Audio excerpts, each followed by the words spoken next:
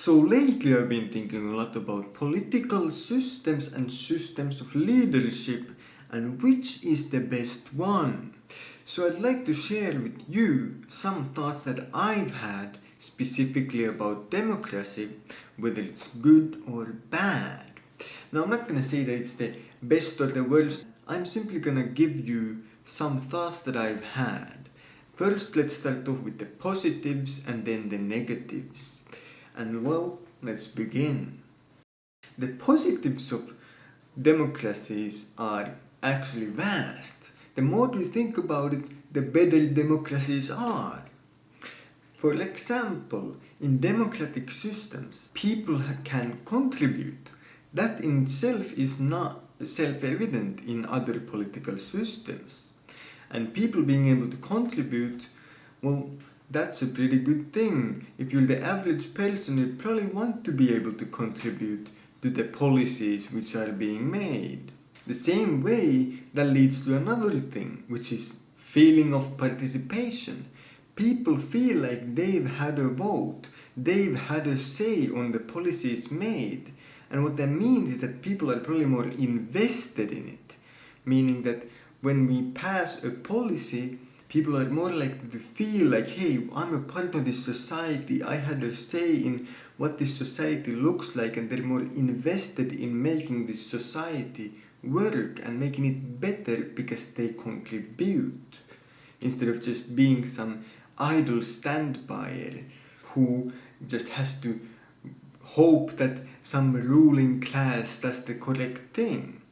If you have a say, you're also gonna be a lot more invested. And well, you can think of it as a group project at school or something. If somebody just decides what everyone does and is a complete dictatorship, then you're probably not going to be very invested in doing that thing very well. You're always going to be, well, that guy just shows that I did this and that and I don't really even care anymore. But if you had a say on what part of the project you're doing, you're probably going to be a lot more invested in the whole project and making it as good as possible. And that's what democracies achieve. Another amazing part of the democracy is that leaders have to explain themselves.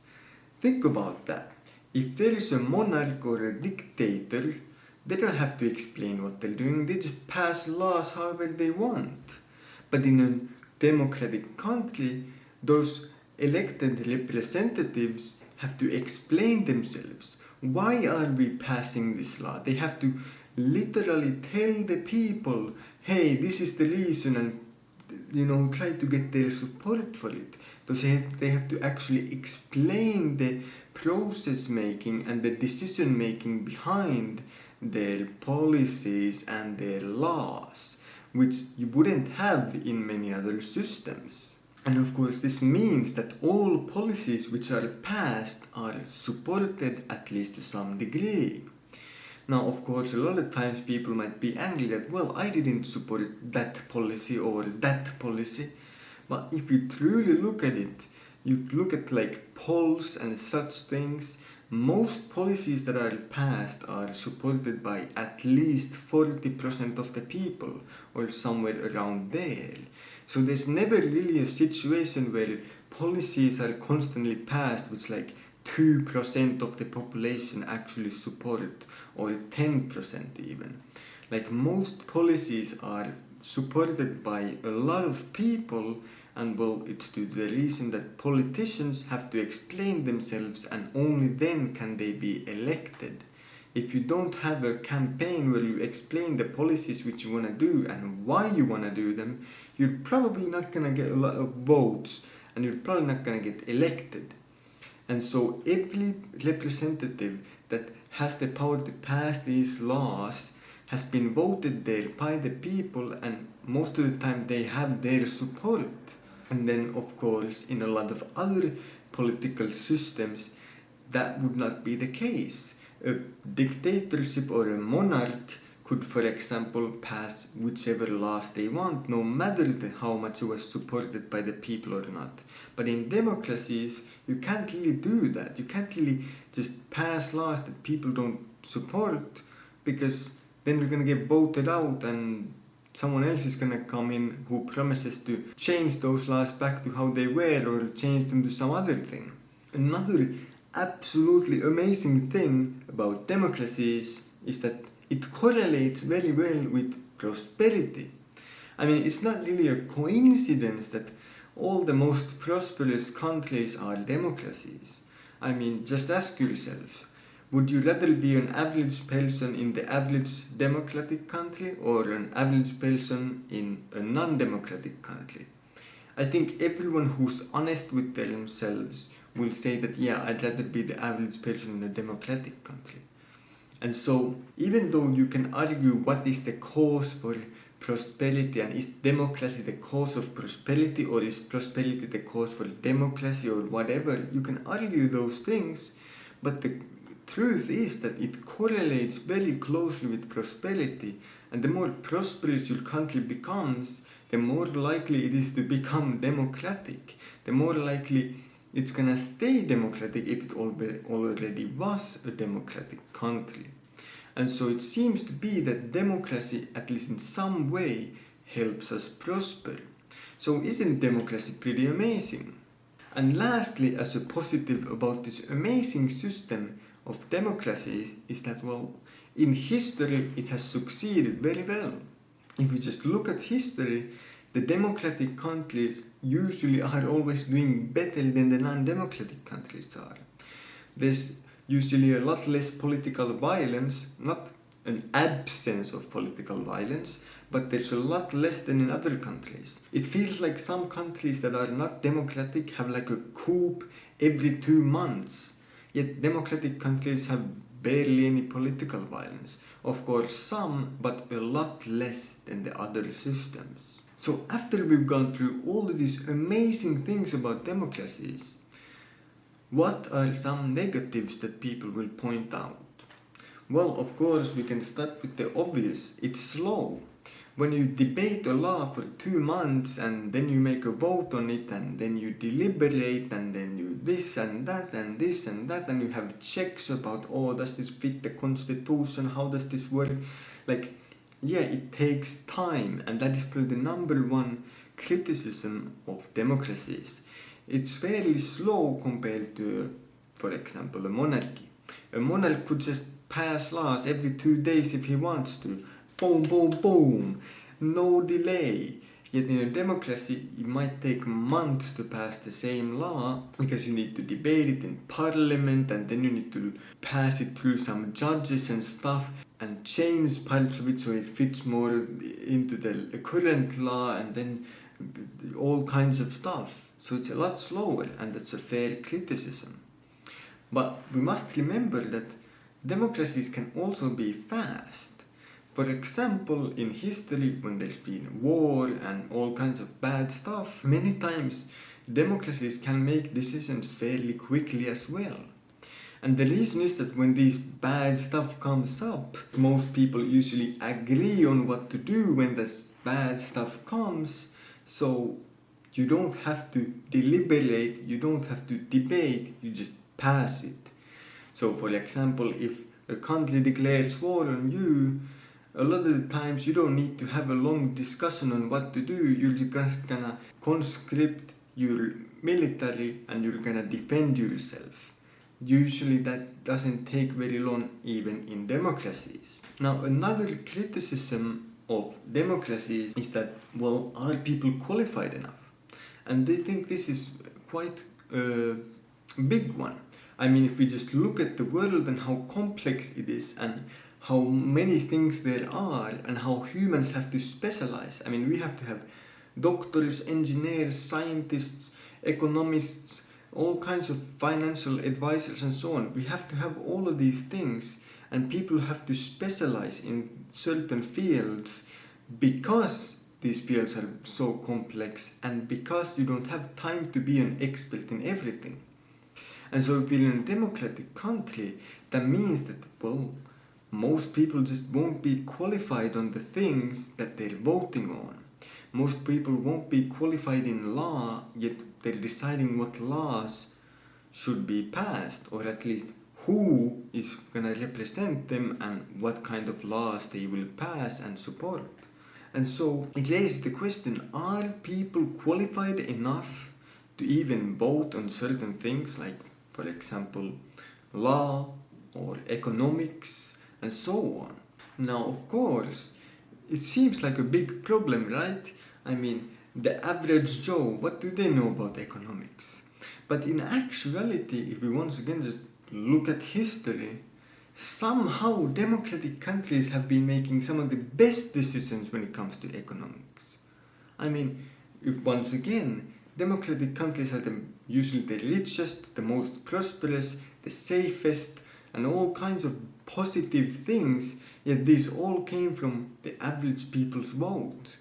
And so, even though it might seem in theory that, well, people are not qualified enough to vote on these things, somehow in history people seem to have voted for good representatives that can make good policy. And well, it's usually due to financial advisors and so on.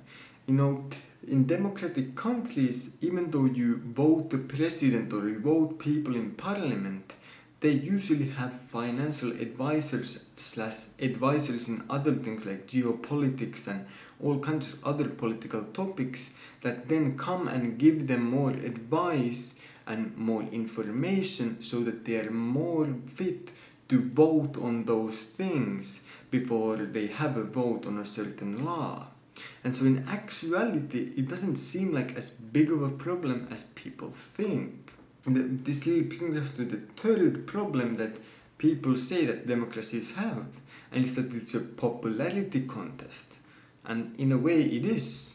And people say that, well, some people can be rhetorically extremely effective yet make bad policy. But because they were rhetorically effective, they got a lot of votes, they might have even won an election, but they never actually were gonna make good policy because people just looked at how they acted, their rhetorics, instead of their actual policies which they support. And that's true.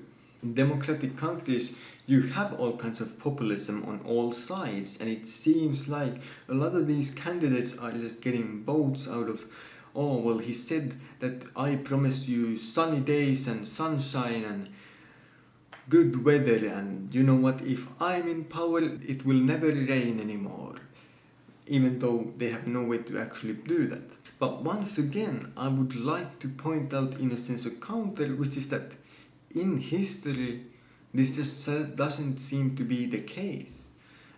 I mean, you can point to bad policy, you can point to things that you disagree with, and I think everyone can do that. You know, I don't think there's a single person who agrees with all the policies being passed and all the things and decisions being made. Yet somehow we're better off than all the countries that are not democratic. So it seems to be that even though it might be a problem, it's not as big of a problem as you might think. Now this also leads to the other thing, which is short-term thinking. A lot of people are afraid that democracies lead to very short-term policy, and politicians want to pass things that give you a short-term benefit, even if it in long terms gives you a lot of downsides, just because that will give them enough of a boost that the next election they'll get elected again. And it seems like, oh no, people will only think about the next 4 years and try to get the best things so they get elected again the next election and so on. But once again, if you actually look at it, democracies have been the ones doing the most for the climate, the most for all of these things that seem to be a lot more long term instead of short term.